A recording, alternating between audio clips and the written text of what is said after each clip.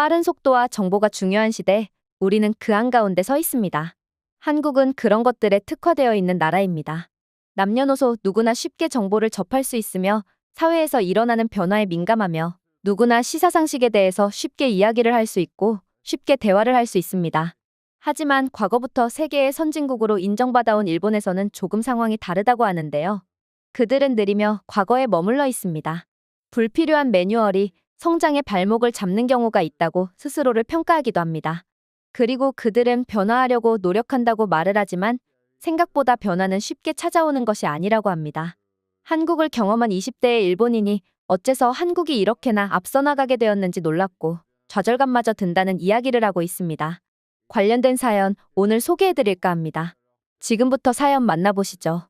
솔직히 이야기하면 한국에서 선진 문화를 배워왔다고 생각합니다. 오히려 일본이 배울 때이며 많이 뒤처져 있다는 생각이 들어버릴 만큼 한국은 기대 이상이었습니다. 한국에서 1년간 근무해본 경험이 있으며 제가 보고 온 것 그리고 느낀 것을 말씀드릴까 합니다. 우선 제 소개를 하겠습니다. 일본 나가노현 출신의 미우라고 합니다. 올해 나이는 26살입니다. 과거 대학 졸업 후 특별한 활동을 이어나가고 있지 않는 상황이었습니다. 당연하겠지만 아르바이트로 생활비를 벌었으며 제가 취미로 즐길 것들도 즐기면서 살았습니다. 원래라면 아르바이트로만 먹고 사는 것이 나쁘다고 생각하지 않았었는데 한국에 다녀오고 나서 그 생각이 완전히 바뀌어 버렸다는 것이 현실입니다. 저에게는 대학 졸업 후 2년이라는 시간 동안 정해진 일과가 있고 정해진 삶의 패턴 같은 게 있었습니다. 평일에는 열심히 패밀리마트에서 근무를 하고 주말에는 신칸센을 타서 도쿄 신주쿠로 갑니다. 그리고 신주쿠에서 신나게 하루 또는 이틀을 보내고 다시 집으로 돌아오는 게 정해진 일상이었습니다. 나가노현의 가장 큰 도시인 나가노에도 그다지 흥미있는 것이나 관심 가질 만한 것도 없고 사람들의 교류도 별로 없기 때문에 일본의 사회 경제 문화의 중심이라고 할 수 있는 도쿄로 놀러 가는 것이죠. 제 또래의 많은 일본인들은 이런 생활을 즐기고 있습니다. 그래서 신주쿠역에는 하루 400만 명이 넘는 유동인구가 있는 것이고 그곳이 세계적으로 유명해지게 된 이유이기도 합니다. 그리고 그런 곳에 혼자 가더라도 모임 같은 게 많고 할 거리도 많기 때문에 주말에 신주쿠를 찾는 전국의 일본인들이 많아지고 있습니다. 역시나 그런 곳에는 일본인뿐만 아니라 세계 각국의 다양한 목적을 가지고 방문한 사람도 많습니다.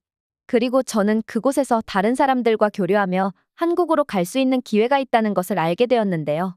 당연하겠지만 저도 한류 가수들을 좋아하고 그들의 오래된 팬입니다. 누구나 제 또래의 여성들이라면 당연히 한국이라는 나라에 대한 궁금증은 크고 한국에서 살아볼 기회가 있다면 거절하고 싶은 여성들은 별로 없을 것이라는 생각이 듭니다. 일부 도쿄의 대학들에서 졸업생들을 대상으로 한국으로 인턴십 연계나 한국의 단기 취업 자리를 주선해주고 있다는 것을 알았습니다. 졸업 후 특별한 경력을 이어가지 않고 있는 수많은 사람들에게 좋은 기회를 제공하고 있다는 것이죠. 그리고 한국의 급여 체계는 호봉제를 채택해서 근본적으로 같은 시스템이지만 한국의 신입 기준 연봉이 일본보다 평균 1.5배 정도는 높다는 사실도 알았는데요. 한국에 대한 관심도 많고 한국에 한 번쯤은 살아보고 싶은 마음이 안 그래도 있는 사람들인데 급여까지 더 높다고 하니 한국에 가고 싶어서 안달이 날 수밖에 없습니다. 저도 제가 졸업한 나가노현 소재의 대학에 관련된 프로그램이 있는지 문의를 넣었습니다. 큰 기대를 하지 않은 채로 넣어보기는 했습니다. 도쿄 소재의 대학들은 다들 명문대학이고 규모도 크기 때문에 그런 국제적인 프로그램을 추진했을 것이라는 생각이 있어서 제 모교에서는 그런 프로그램들이 준비되어 있지 않을 것이라고 생각했습니다. 문의를 넣고 약 한 달 정도 흐른 뒤 저는 정식 답변을 받을 수 있었습니다. 한국으로 갈 수 있는 인턴십 프로그램이 존재하고 있고 지원자가 아무도 없는 상황이라서 정말로 원한다면 비교적 쉽게 한국으로 갈 수 있는 상황이라는 사실도 알게 되었습니다. 물론 당연히 한국어는 기본적으로 가능해야 했지만 제 또래 여자들 중 한국어에 대해서 관심을 안 가지기가 더 힘들고 저도 꽤나 한국어를 배웠지만 저보다 훨씬 잘하는 사람이 많기 때문에 한국어를 강점으로 내세워 감히 취업할 생각을 못하기는 했었죠.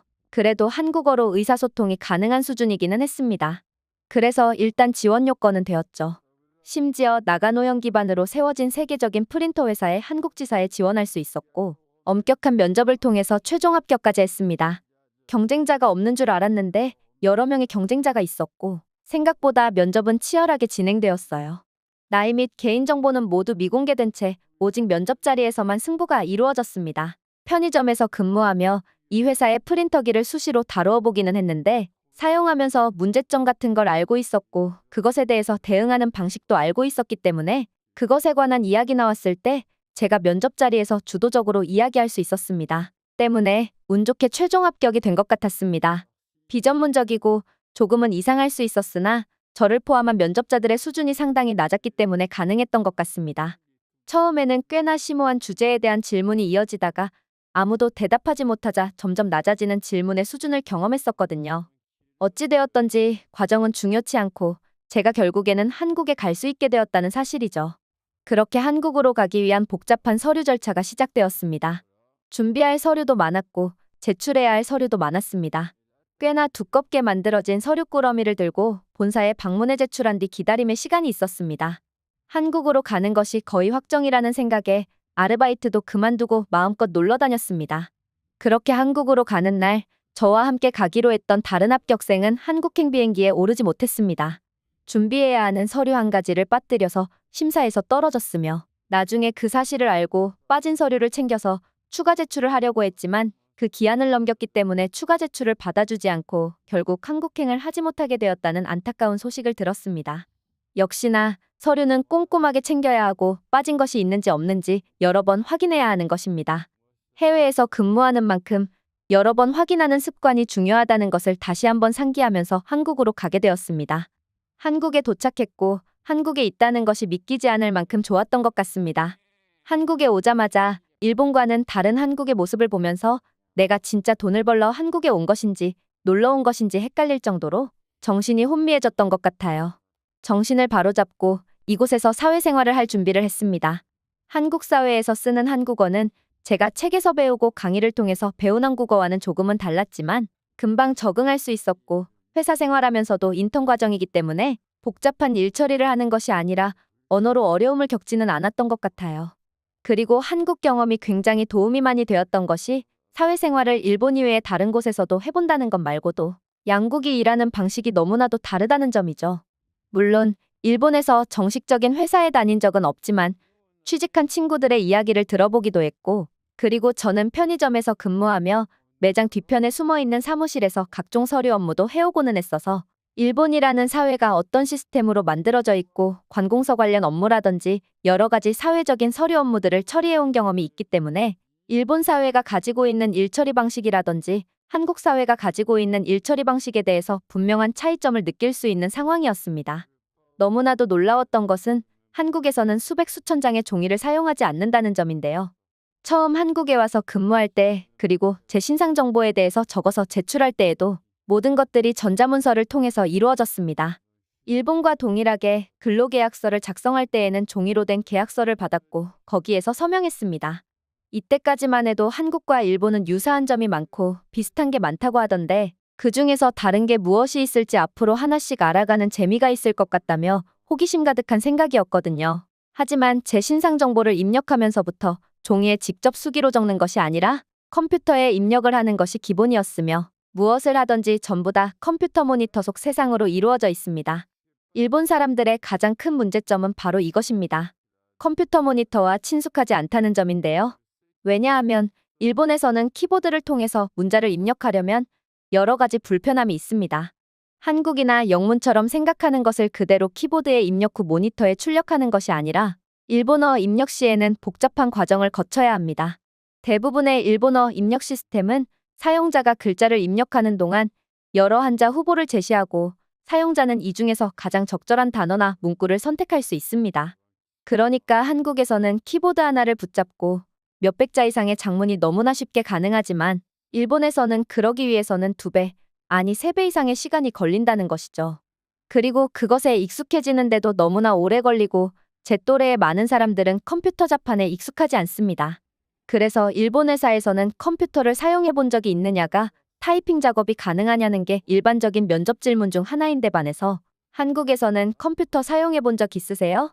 타이핑 가능하세요? 같은 질문이 없다는 점이죠.